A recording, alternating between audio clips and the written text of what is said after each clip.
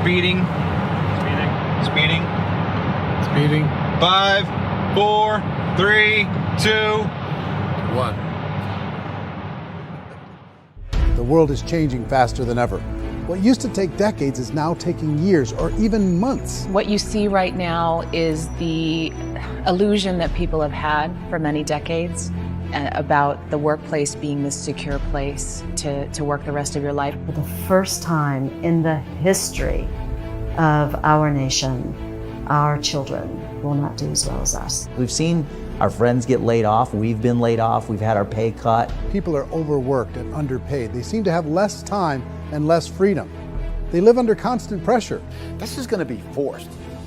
And so even if your employer loves you, they may have to cut you. There's something wrong that on Monday morning, the heart attack rate increases by 35%. Technology is accelerating, job security is declining.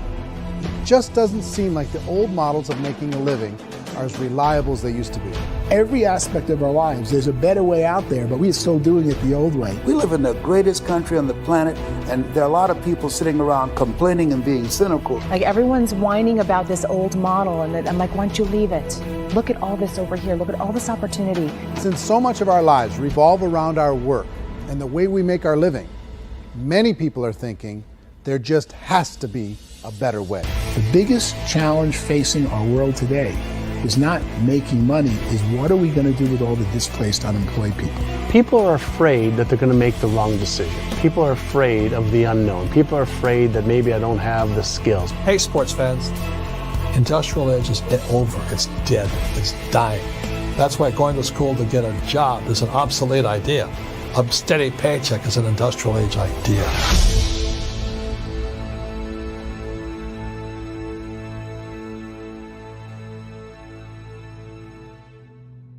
It's the search for answers that has brought us here together today.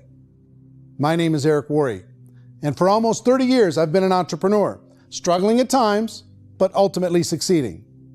As a best-selling author, speaker, and business owner, I've spent my entire career helping millions of people around the world to become entrepreneurs. And I believe strongly that there is, in fact, a better way when it comes to how we make a living. The career landscape has changed dramatically, and many are still working in a model that is completely out of date. What worked for previous generations isn't working as well for people today. In this film, we're going to explore 3 important questions. First, what's really going on in our working world today? Second, in this new economy, is it better to become an entrepreneur, or is it safer to work for someone else? And third, if a person decides to become an entrepreneur and start their own business, how can they do it without taking on massive risk?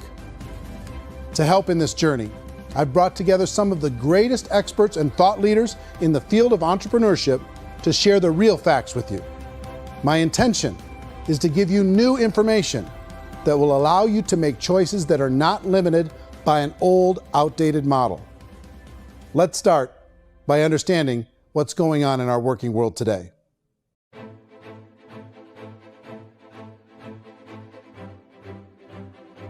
Let's look at unemployment. 30-40% of the people are honestly not working, but would be working. What our government does is if you haven't found a job in 6 months, we don't call you unemployed. We pretend you dropped out of the labor force. I've often said that unemployment, particularly structural unemployment, that's unemployment due to technological changes, is the first sign of economic growth. Think of it, 10 people live on an island. They go out every day and fish. One day, new technology shows up. A missionary brings them a net. Now, using the net, one pilots the boat, one throws the net. 2 fishermen can do all the work 10 used to. That's a 500% increase in productivity, 2 doing the work of 10, in one day. You don't have to learn a lot to learn how to throw a net instead of throw a fishing line. The island's got a big problem, 80% unemployment. But the island still has all the wealth of the fish because the 2 people produce as much fish as 10 did. Now, of course, looking back in history, these changes used to take thousands of years. And during that time, we went into farming and transportation. Some of us became doctors and some teachers and lawyers, and we developed all these new professions and new manufacturing jobs. Today, these changes are occurring literally in one day when a new technological advance occurs, and we don't have the social structures to deal with it or to retrain the unemployed people. So one of the things that I think is interesting as I travel across the country and really travel around the world is the way that we work and the way we get paid for work is changing pretty dramatically. On a global basis, everything is being turned upside down because of the rapidly advancing technologies. They are eliminating many jobs, and we have been left with many people not prepared for the jobs that exist. A lot of demand in public companies was to squeeze out all the fat and to get just as much margin as we possibly could, and fat equals humans. So this idea of job security in information age is so obsolete, but it's still taught inside our school system. And that's where the problem starts. There's no financial education in the school system, and people are still trained to be employees who work for that paycheck. This is a chart on the middle class. What's happening in the middle class, those that went to school, their incomes have been coming down for years. And parents still say to their kids, go to school, get a job. Now what happens to all those middle class people who are dropping off the ends of the chart? Well, they become what's called working poor. And this is what happens to working poor. But they say poverty is ending. Well, poverty may be ending, but working poverty is going up. And this is food stamp usage. So food stamp usage in America is going through the roof right now because people cannot earn what they call a living wage. Most people have experienced financial pressures that I think are probably greater than they have been in the past. If you're not working for yourself, then it's going to be a pretty hard road for a lot of people. Today, if you're going to control your future, the 40-40 plan is gone, where you can graduate from college and get a job and work for 40 hours a week for 40 years. That day is gone. So some of these charts actually tell you what's going on. And this is a really interesting one, you know. People are going back to school because if I go back to school, I'll get a nice job. But this is what's happening to, it's called Sallie Mae, which is the student loan guys. Student loan is going through the roof. It's now over $1 trillion, and student loan debt is worse than credit card debt. So when people stopped using credit card, the government got people into student loan debt. And the problem with student loan debt is you can never be forgiven. See, with credit card debt, you can declare bankruptcy and all's forgiven. But student loan debt, you can declare bankruptcy, you still owe it. It's the worst of all debt. But this is the next picture. Look at this chart here. This is what's happening to wages of college graduates. It's going down. So you go to college, you rack up all this debt, but you earn less money. Now, that's not that intelligent. Average person who's been working a lifetime in America today is ending their lifetime at 65 with about $41,000 in assets. They earned just enough to survive. I think in the United States we have something like 17 trillion in debt. That's just the federal government debt. We got another 2 in municipal and in other, let's call it almost 20 trillion government. We've got 40 trillion in private debt. That comes up to close to 60 trillion. When you then add something we never had before, what you were talking about, when we look at the unfunded portion of Social Security and primarily Medicare, Medicaid, that at the most conservative estimates from outside firms, Kleiner Perkins, 67 trillion and growing. That's more than all our other debt. There's less conservative estimates that say it's 84 trillion or higher. I added up conservatively $127 trillion in total debt. Debt is a financial drug. When you take it to excess, it's like taking a drug. Yeah, it makes you feel better, it enhances your performance, but at a huge cost, eventually it kills you. And so that's what happens. We keep doing more and more debt, and you get less and less results, just like a drug, until the debt gets so high that it crushes the whole system. That's where we're at, 8.2 times GDP. You know who I feel sorry for? I feel sorry for the person who dreads going to work, who is sick to their stomach on Monday morning, who hates their alarm clock, who gets a little glimmer of hope on a Wednesday because it's hump day and says, thank God it's Friday. And they live for those 2 days a week where they get to be themselves and they don't have to be around people they don't like, and they don't have to play the political game in the office, and they don't have to live this half life. The person that works 50 weeks a year just to be able to have the 2 weeks for vacation. And you know what happens to most of them nowadays? They don't have a vacation. They have a staycation. They have time off of work, but they don't get to go where they want to go because they're overextended. They've got all this debt. They got all this situation. They hate their alarm clock. They can't sleep until they're done. They have to spend most of their life in traffic. I feel sorry for that group of people because there's a better way. They just don't know it. I see this really interesting attempt at rugged individuality in a 6x8 rectangle. And I feel like you're all the same, except for the little push pins of the pictures. There's different pictures. Yours is named Jenny and his is named Sujara, but it's the same people. And this is how they are, and they're just like the zombies, and there's no joy in there, there's no fun. There's always like the wacky woman who decorates her cubicle, and that's the most she can do there. You got to give her credits, right? The wacky cubicle woman. The basis for their life is worry. I'm worried, you know, maybe I'll get fired. I'm worried maybe my company will go out of business. I'm worried I can't keep spinning the plates on paying the bills. I'm worried about how do I send my kids to college. I'm worried, what if the transmission of my car breaks? That's, you know, 2 or 3, I can't fix it. People live in a sea of worry, and it eats at them. Those signs that people held up during the Depression didn't say looking for gainful employment in a cubicle. It said looking for work.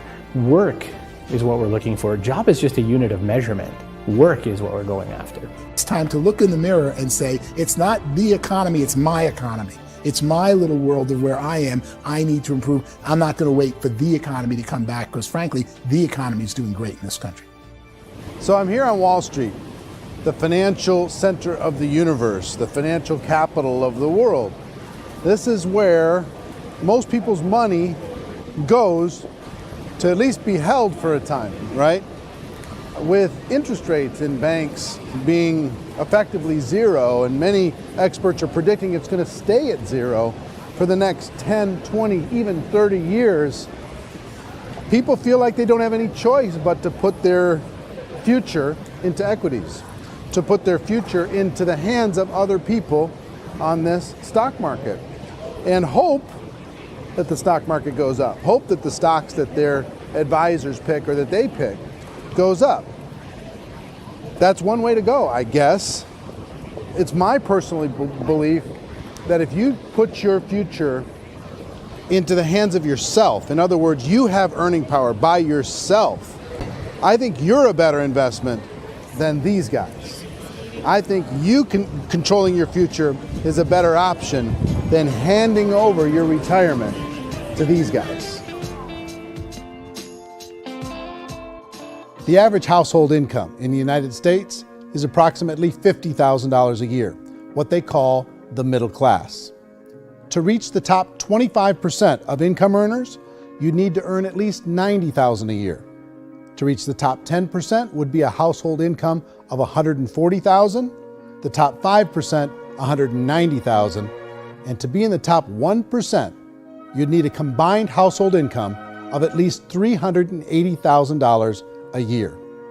So here's the question. What do you think would give you the best chance to move up and get to the top 10%, the top 5%, the top 1% or beyond? In my opinion, and in the opinion of many, many experts, the answer is to become an entrepreneur, to become your own boss. I think you have to be a business owner. I can't, the only time I ever say to someone it'd be great to be an employee is when they've already told me they've surrendered. I only tell people who are wounded spiritually that they should be an employee. And it's that feeling that you get when you pick up the backpack off the little Cub Scout and say, "Don't worry, little guy, we'll get you back to the camp." You know, it is in no way a kindness when I tell someone they'd be a great employee. The other status symbol really increasingly is lifestyle. And people who can own their own business, maybe even work out of their house, that I tell you, people admire that. Like, gosh, I wish I could do that. The spirit of the entrepreneur is to be a risk taker and to be resourceful and unstoppable and to have a vision of yourself beyond where you are and not willing to settle for life as it is. Think about the great entrepreneurs. They're visionary. They have heart. They're willing to do today what others won't so they can do tomorrow what others can't. Personally, I don't think of the new economy, the old economy. I create my own economy. The entrepreneur's in control. I decide what the economy is going to be like. In the world of entrepreneurship, there are no limits. you can make as much as you want, depending on how much you want to work and how smart you are and how great a team you put together. There's no more lifetime rewarding business than being an entrepreneur. Why in America, where anyone could be anything, would people want to give up their freedom and become effectively a modern-day slave, told shut up and be here every morning at 7:30, leave at 5:30, and do what I tell you? If people decide to become an entrepreneur and work for themselves, they have some traditional options, but they're riskier than you might think. Any kind of a retail business, retail build-outs, is extremely expensive. Even just these small little yogurt stores where they're putting little yogurt machines and you get all the different flavors, you're spending $200,000, $300,000, $400,000 to open a yogurt shop. I would love to buy a Dunkin' Donuts, but it's $500,000 or so to start. I don't quite have that just in case money. Risking lose it all, and most guys do 2 or 3 times, and even big guys like Branson, because I'm such a fan of his, half his companies don't work. If you make $1 million, your problems are going to go. If you make $1 billion, your problems are really going to go. Just the opposite. You and I know when you're making $1 million, you got $1 million responsibilities. You make $1 billion, you got 1,000 times $1 million responsibilities. And most people say, I'd love to be my own boss. 70% of Americans would love to be their own boss, according to recent polls. But they don't know how to get there. Because what are you going to do? One, you could buy an existing business. If somebody's selling an existing business, you have to ask why. Usually because it's probably hard.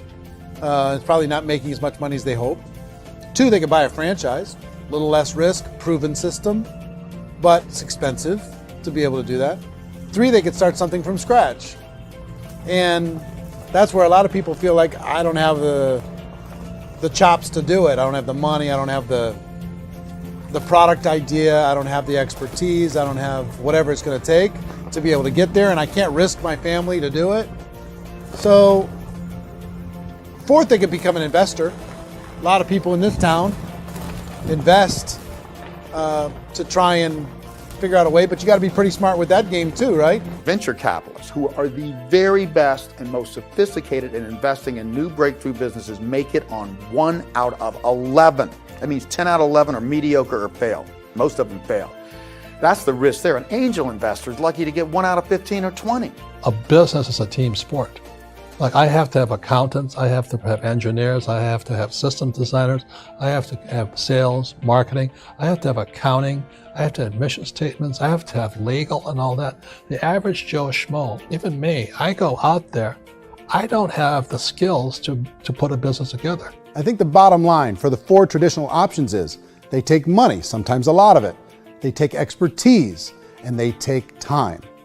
All of that adds up to just too much risk for most people. I bought a business from somebody else and it was a lot of work. And you start wondering, what did I just buy? Because I guess ultimately I own your email list and I just overpaid for it. People that start their own business, they spend a lot of money, they spend a lot of time, a lot of effort to get things started. And the more you invest on the upfront, the harder you typically work at it. I can tell you what the success rate is of a restaurant. What is it? They're crazy enough. About 90% of them fail. About 90%, in how quickly? Year or less. Wow. And if we're talking non-franchise, we're talking franchise, Sure. That's totally different. Yeah. But our students aren't getting franchise restaurants. You got to invest big money. Exactly. And with someone like McDonald's, you've had to work with the company for a long period of time, really know the To even have a chance of investing $1 million. have a chance, and it's a slim chance. What if there was a way that you had all the proven aspects, the comfort aspects, and you could still control your own life? What if there was both? In other words, you didn't have to create everything from scratch. You didn't have to be a super leader. All you had to do, what if there was a proven product already? You didn't have to create the product. And there's a proven system already, proven training already. Everything except an employer. That was the only thing that you didn't have. Do you think more people would be open to working for themselves in that environment?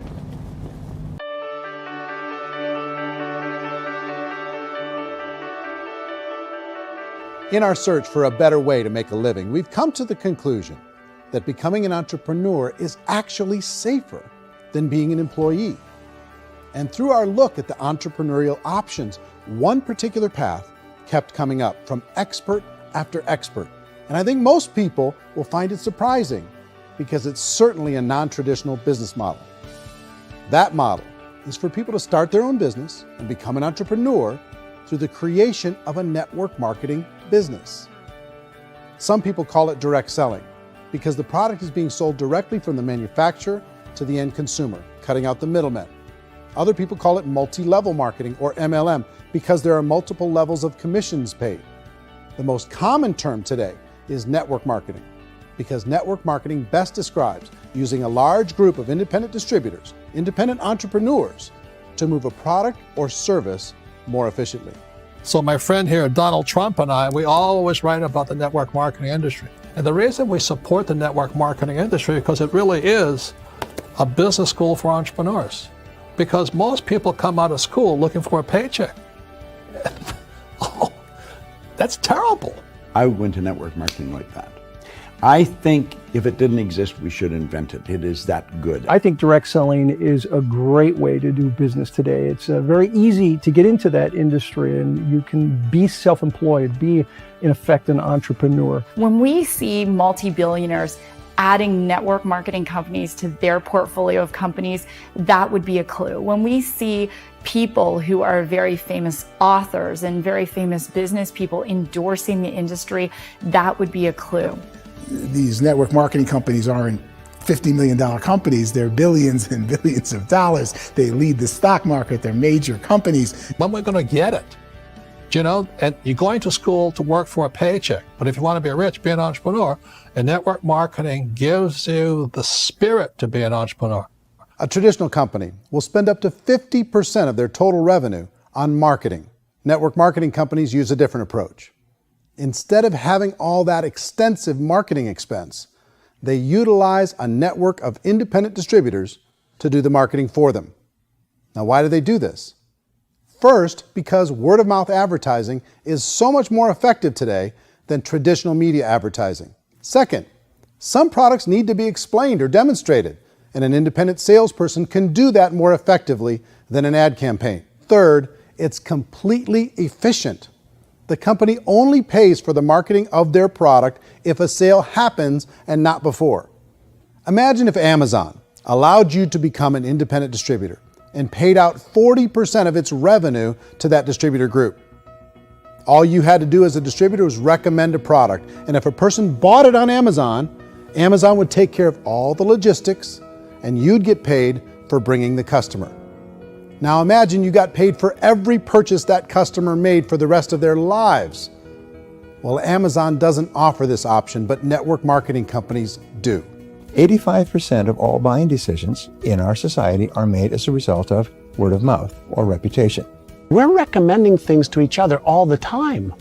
You know, who's your dentist? Who's your doctor? Who's your lawyer? What detergent, are you using? What legal system are you using? What product are you using? We're talking to each other about the things that we love anyway. When you go into a big box retailer, you're lucky if the clerk looks you in the eye, much less gives you any detailed or accurate information about what you're purchasing. So of course, this personal information, this education coming from a friend, a neighbor, a relative, or even a stranger, but one who has experience with the product is extraordinarily valuable. As a matter of fact, network marketing can educate consumers probably better than any other form of marketing. It certainly can do better than advertising, because advertising usually has a certain hype to it and you can only get limited information. So, network marketing trumps advertising. If you were a typical sales company and you wanted to sell $1 million a month worth of product, you might go find 100 superstar salespeople. The quota would be $10,000 a month. So network marketing as a distribution system just flips the numbers. So we use 10,000 happy, raving fans of a particular product, and we don't concern ourselves so much with how much product each one of them individually sells. If they sell just $100 or $200 a month, and there's 10,000 of them, you're selling $1 million to $2 million a month worth of product. And that's the best way I can explain how network marketing works. This is the marketing arm of the company. There's not money being wasted on bricks and mortar. There's not money being wasted on inventory that's sitting stagnant somewhere. There's not of employees standing around that don't have customers. These are people that are going to connect with customers. These companies allow people to become independent distributors for extremely low cost and with no minimum time or sales quota. Essentially, they own their own business and can provide as much or as little sales as they choose. In other words, the distributor gets all the benefits of traditional business ownership without the risk. The advantage of network marketing is the ease of entry, the low risk, and the low startup cost, because almost everything else has very high risk. You can get in for a minimal investment. You're buying into a system that's already been proven, products or services that have been proven to work. The keys to network marketing is providing an opportunity for the masses to get involved, providing an opportunity for the average person who doesn't have the resources to start their own business. All of this so far is fairly straightforward, but network marketing offers another benefit, and it's this benefit that makes it so interesting for entrepreneurs. Network marketing allows a distributor to build their own network of other distributors and then compensates them on the sales created by that entire group. Direct selling is, at its base, very simple. It's the sale of a product or service to an individual on a face-to-face, one-on-one basis, just the way we're talking right now. But there's an important element as well, and that's the offering in conjunction with that sale of product, the offering of an opportunity for someone to make something of themselves. No matter what your social status is, no matter what language that you speak, I mean, look how many unbelievable people are becoming successful that speak every kind of language out there. What an awesome gift to give the world. Instead of having to work your way up in a system and prove that you could be a sales manager, they just decided everybody can be a sales manager. Everybody gets to build a sales team from day one. And so what that brought into the system of growth as a direct selling company is the concept of compounding or geometric progression. Because now you can actually grow a sales force very quickly because everybody is enrolling people in their own sales force. People who are like, oh, this is weird, I'm building a sales team, or what do you think you do at a regular company? How do you think a regular company works? Network marketing is the only industry that doesn't say your past determines your future. It looks at your past and says, okay, now what can we train you to do so you can have a great future? Every other employer out there wants to exploit you for what you already know, not teach you something new. Network marketing has the potential to save the United States and the world because it's going to teach people not to be employees, but to be entrepreneurs.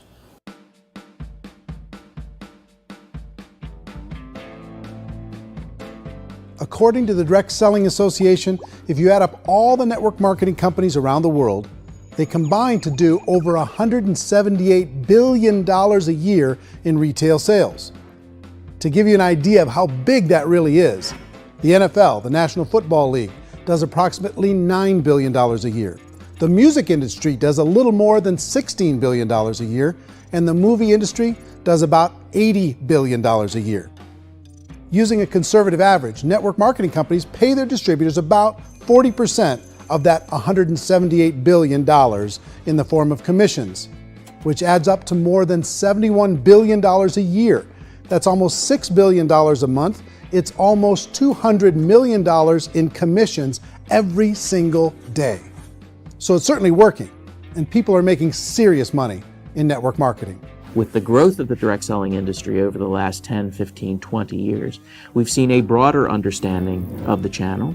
We have seen more and more people getting involved in the business, so our penetration in the marketplace has increased, and thus the understanding in the marketplace of who we are has increased. And we've seen non-direct selling companies look at the direct selling model and say, something's going on there. People are making money, companies are being profitable, individuals are being motivated, product is being delivered to market. Maybe we should explore this. Some people think only the people at the top make money. Well, let's take a look at that as well. In the network marketing profession, there are roughly 500 people in the world who earn over $1 million a year.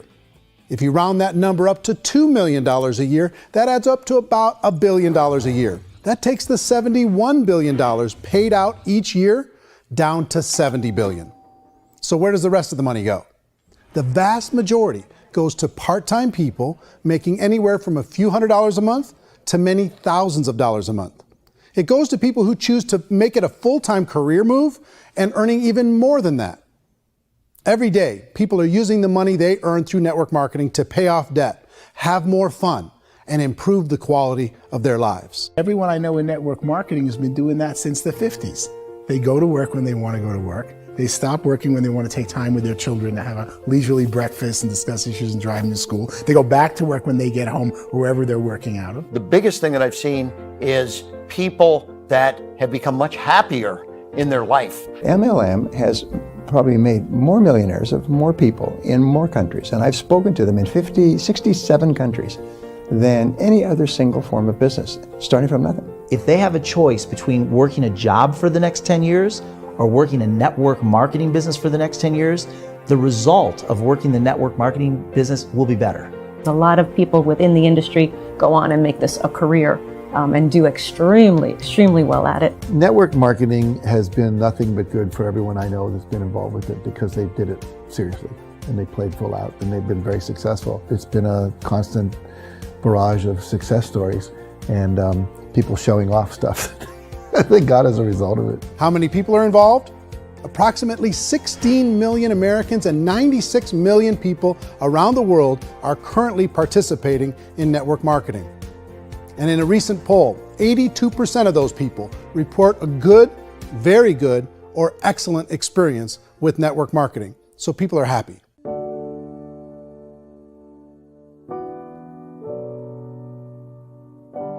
So I've taken a look at the network marketing profession and really tried to understand why so many people are confused as to the validity of this as a business.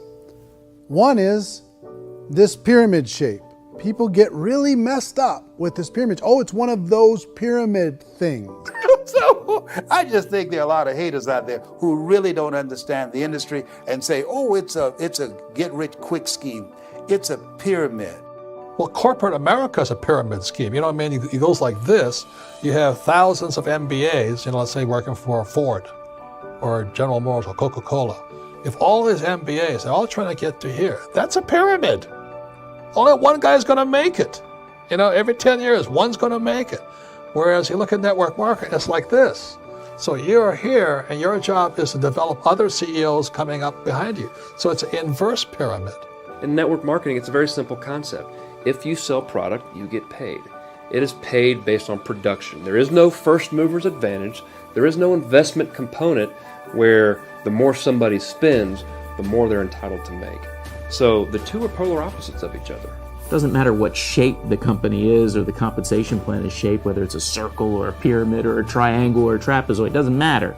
If compensation is coming primarily from recruitment, then you've got a problem.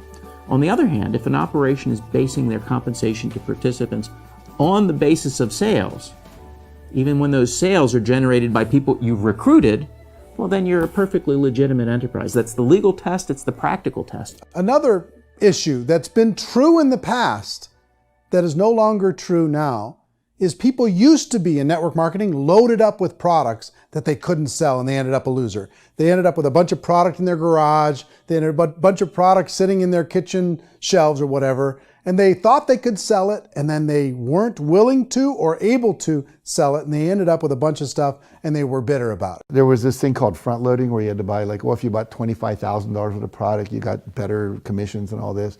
Today, it's almost all done by computer. It's direct mail comes from a warehouse somewhere else. You don't have to have all this inventory. You don't have to stock up. It's a paperless world now. Most of it's done online. You have a back office. It really works. And the technology has changed everything. Third issue is people start talking about 99% of people in network marketing don't make any money. Well, we've talked about that over the course of this journey together. Almost $200 million a day is being paid out to network marketing distributors around the world. The naysayers, the people who say that it doesn't work, are usually the ones who just don't know how to make it work for themselves. And so they're giving you an opinion, and I tell people, don't confuse people's opinions with expertise, because opinions are free. And don't confuse sincerity with the truth, because people could be sincerely wrong. But here's the reality inside of network marketing. The vast majority of people that get involved in network marketing just become customers, and they get involved to be able to purchase product at a lower price.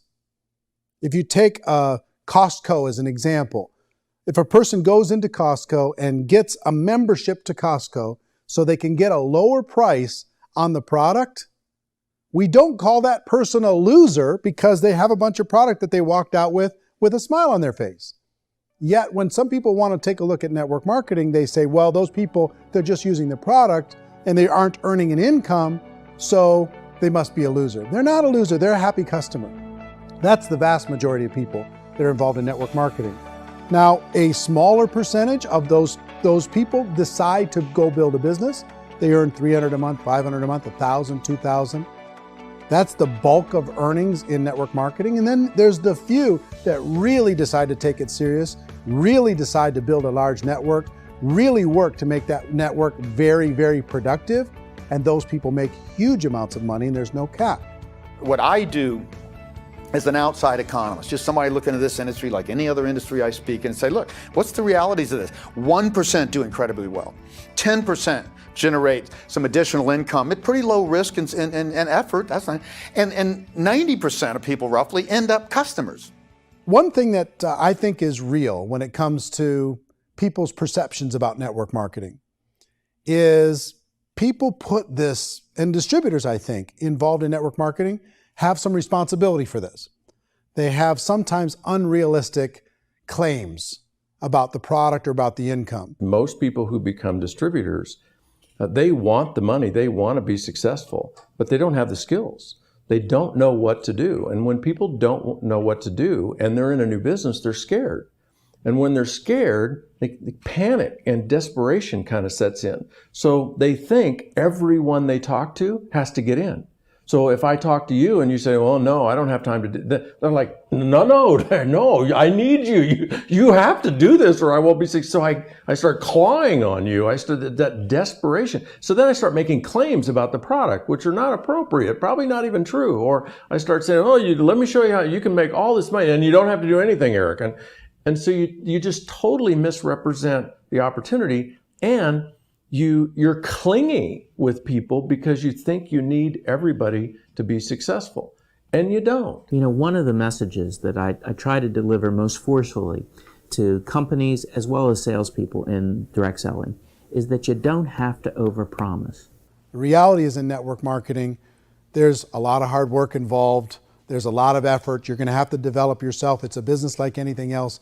It's going to take some time, but in my opinion, it's better.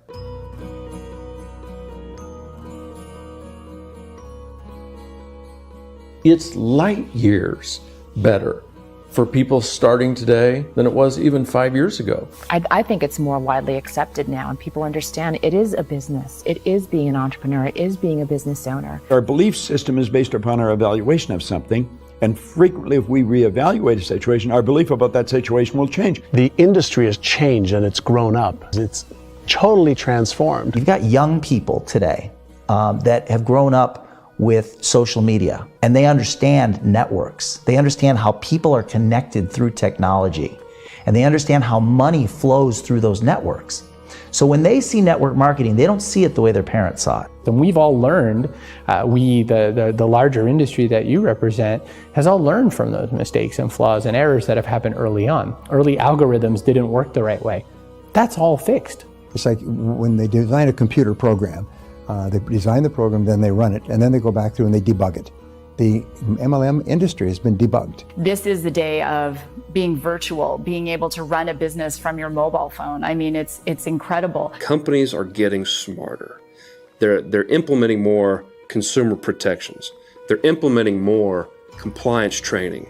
They're doing more with respect to product research. If you do get involved and you make purchases of inventory, even on a voluntary basis, if you decide that this business is not for you, you can leave and have that inventory repurchased by the company. There's no other business that offers that kind of protection on a voluntary, self-regulatory basis.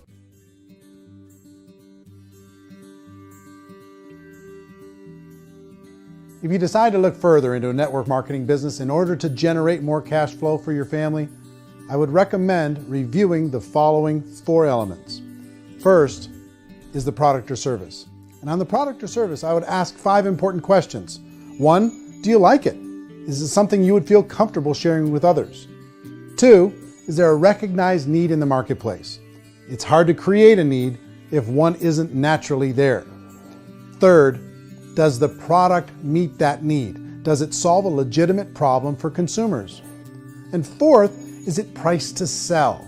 Can it compete in the marketplace? And fifth, is it priced for profit? Is there enough margin for the company and the distributor to be able to generate income for the long term? If you can answer the questions on the product to your satisfaction, the next element to consider is the company itself. Is it well run? Do you believe in the founders or the management team? Do you feel they have what it takes to go all the way? See, it doesn't matter how good the product is if the management can't take care of the company. Good management can change with the times. They can handle adversity. They can make good decisions. Make sure you choose a company that can serve you for a long time. The third element to consider is the compensation plan. And with that, there are 3 important things to look at. First, a brand new person needs to be able to generate some money fairly quickly.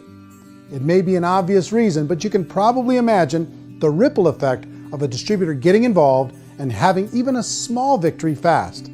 That can only help with the overall success of the organization. Second, a person should be able to develop a moderate part-time income in a reasonable period of time. As they develop their network and as their sales grow, they should be able to enjoy more benefits. And third, for the people who are really serious, for those who decide to really go pro in the network marketing profession, there should be the possibility to make a serious full-time income if they work hard and are committed to developing their skills. If you're comfortable with the product, the company, and the compensation plan, the last thing you should look at is the support that will be made available to you. Does the company have a website? Does it have a solid online reporting tool? Do they have comprehensive training available? Do they host events to help you build your business? If you decide to do this, what kind of a support system can you plug into? Choosing a network marketing company is a personal decision. But evaluating the 4 elements of product, company, compensation plan, and support is a great place to start. Is the company promising that you're going to get rich quick or that you can make a lot of money without a lot of effort? That's a red flag. Is there a product that you really believe in that you think can be sold?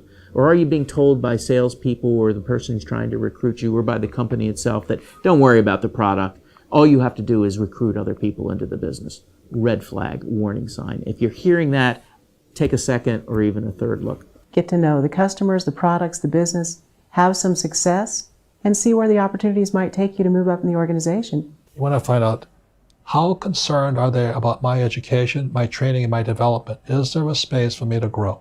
Most important question. Learn everything that you can about the product. Make sure it's something that you believe in, and learn everything you can about the industry and work that system. You have to be very passionate about whatever that company is doing. I would get involved. You can always test drive anything, the product, the service, the community, and then lean into it a bit. If it feels good, then lean into it a lot. Behind me is the Lincoln Memorial. And this is a place where Martin Luther King Jr. had his famous "I Have a Dream" speech. And at that speech, he talked about his dream for equality for everyone around the world, and that's a noble dream. But I think more people need to remember what it was like when they were kids and the dream was still alive in them. Before it got beaten out of them by reality, by this paycheck, by these responsibilities, and by having to live for this job to pay the bills. I think people need to remember that, go back to that. Once they know that there's a better way, I think their future is going to be much brighter. They can live a better life.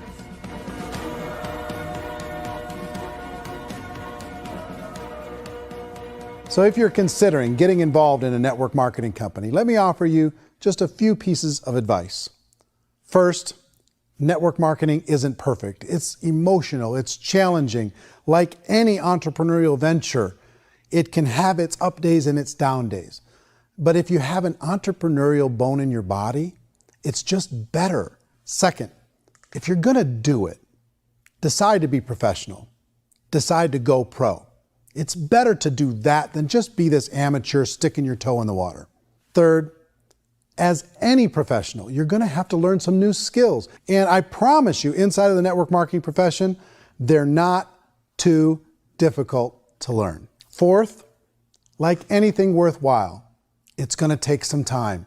Don't expect that you're going to get to the finish line right out of the gate. And fifth, it's worth it.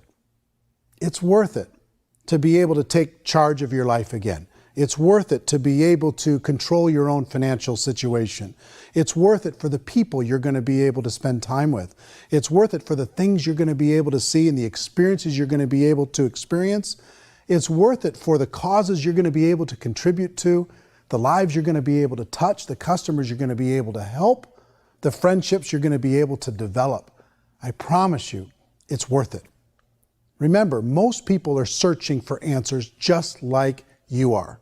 But I do have to tell you the catch to network marketing. If there is a catch, if you want to understand this from an emotional point of view, people say, well, it sounds too good to be true. It's not, it's hard work. But here's the catch. Most people still don't understand it. So you're going to have to endure the loss of social esteem from ignorant people. The uneducated will think less of you. Now, if you can handle that, you're on your way. If that's going to destroy you, you know what? Entrepreneurship in general probably isn't in your future. If you can face that catch, you can become unstoppable. I want everyone to really contemplate this if they're not in network marketing. You're in a job, you probably have a mortgage, you have rent, you have debt, whatever's going on. You're in a prison. You work just hard enough to keep them from firing you, and they pay you just enough to keep you from quitting. Come on! I've been there, done that, and bought that t-shirt. In network marketing, if you run into failure, it's really just a homework lesson for yourself. There's no one to blame. You really have no excuse not to be successful. You just don't. People don't want to hear that, but there's so much available to you. If you want to be a good network marketer, be a student to the people above you, be a fellow traveler to the people on the same level, and be a teacher to those below, and know when it's appropriate to do which. People who are not afraid of asking people to buy things, or not afraid of persuading people with a chance they may say no, these people own the future. Nothing happens until something moves. So you got to go move, you got to go do something, or nothing's going to change in your life. In the beginning, you're going to do a lot of things that you don't get paid for. But as you go down the road, you get paid for a lot of things that you don't do. And your job is rehabilitate the spirit, the entrepreneur spirit in all of us. You get it back. Either give it a strong yes or a strong no, but no wishy-washy, dilly-dally stuff in the middle. There's dreams and there are nightmares, but I believe that the biggest nightmare of all is when you don't pursue your dream. You're going to see some monumental growth in this profession. It's an exciting, exciting time to be involved with the network marketing profession. The next 10 years, I see just exponential growth. When that tipping point comes, it's not a matter of asking somebody, have you ever heard about network marketing? You're really asking them, which company are you building your wealth in? We are here to fix the world, to improve relationships with other people, to improve other lives. And the real reward comes as an entrepreneur in any level from teaching somebody something and watching them soar. There is no greater reward.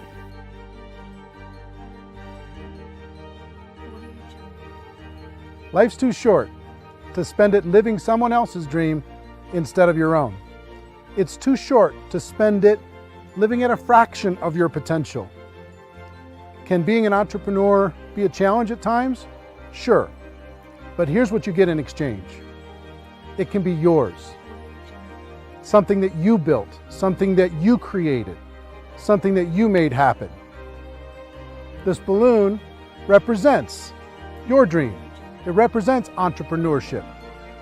My wish for all of you is that you would reach out and grab it. The choice is up to you.